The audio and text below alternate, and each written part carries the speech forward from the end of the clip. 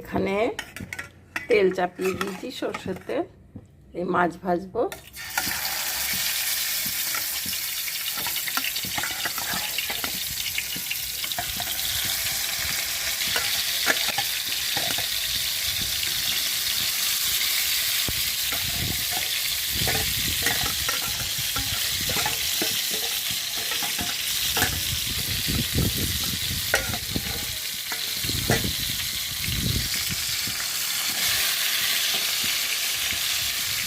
চারটে পিস মাছ দিয়ে দিলাম। আর এই মাছগুলো আমি এই ক্যাপসিকাম, আলু, কাঁচা লঙ্কা আর টমেটো দিয়ে করবো একটু নতুনত্ব করে। তাহলে ঠিক আছে, তাই করছি।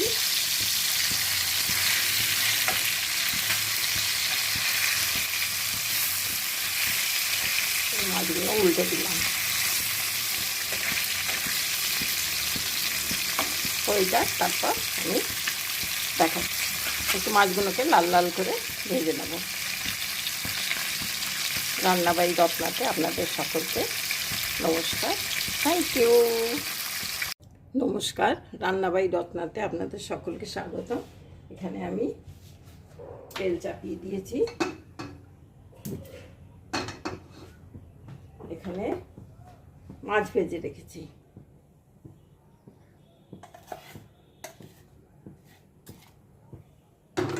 আর এখানে আমি আলু, ক্যাপসিকাম আর কাঁচা লঙ্কা এই দিয়ে আজকে একটু নতুনত্বভাবে ঝোল করব।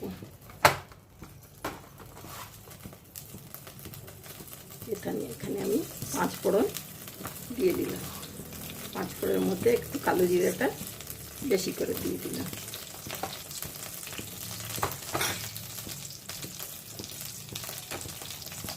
আর শুকনো কাঁচা লঙ্কা তো পড়বেই, শুকনো লঙ্কা দিলে একটা ভালো সুগন্ধ হয়। শুকনো লঙ্কাও একটা দিয়ে দিলাম।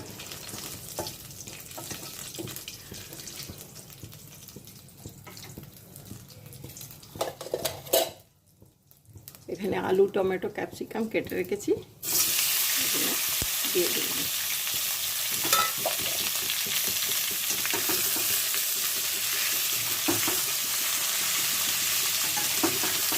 একটু ভাজা ভাজা করে নিই।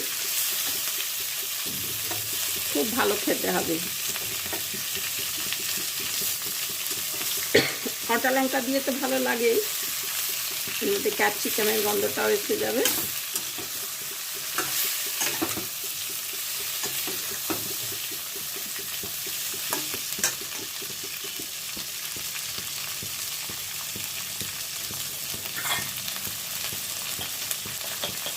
একটু আন্দাজ করে নুন দিয়ে দিচ্ছি।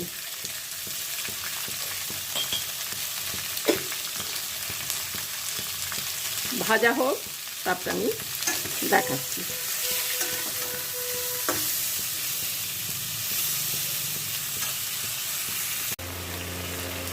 ভাজা ভাজা হয়ে গেছে, টমেটোগুলো সব গলে গেছে। আর ক্যাপসিকামগুলো একটু চাওয়া চাওয়া থাকলেই ভালো লাগবে। আলুও গলে গেছে। আমি এরপর এখানে একটু মশলা দিয়ে দিই। বেশি মশলা দেবো না, আপনারা জিরে, ধনে দিতে পারেন। আমি শুধু হলুদ লঙ্কা দিয়েই আজকে করব, যাতে ক্যাপসিকাম গন্ধটা বজায় থাকে।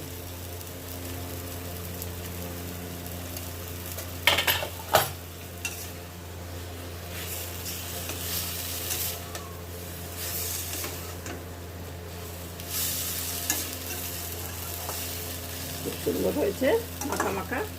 এরপর আমি তেল ছেড়ে দিচ্ছে, এরপর আমি জল দিয়ে দিই।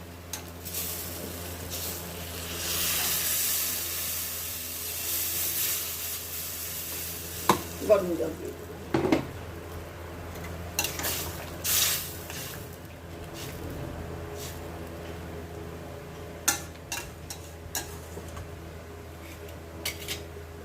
এরপর মাছগুলোকে আমি দিয়ে দেবো।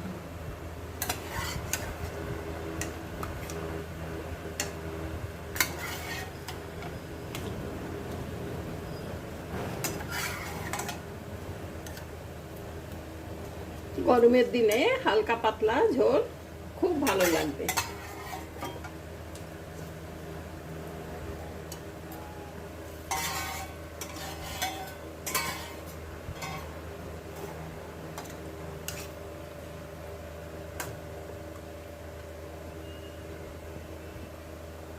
ব্যাস ফুটে উঠুক, একটু ভালো করে ফোটাবো, তাহলেই মাছের মধ্যে সবগুলো ঢুকে যাবে। আর নুন টুন তো সব দেওয়া হয়ে গেছে, তাহলে এটা হোক। এখন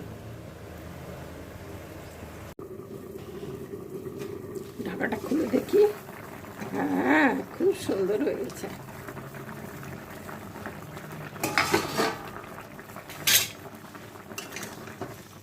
চমৎকার। সারা রান্নাঘরে একবারে বাইরে সিঁড়িতে সব ক্যাপসিকামের গন্ধ ম করছে।